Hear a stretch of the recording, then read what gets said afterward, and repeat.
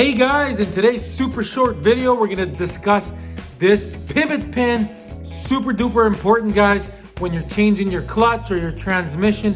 This is inside of your transmission. Let me show you. So inside of the transmission, I'm just about to put the transmission in.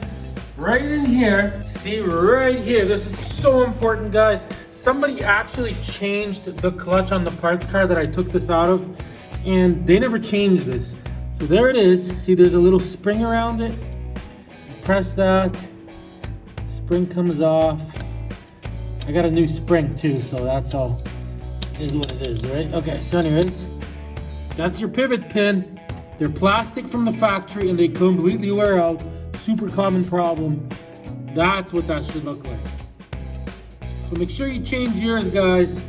If you want to know everything about everything, make sure you subscribe to this channel, guys. And to get that pin out, it's super easy.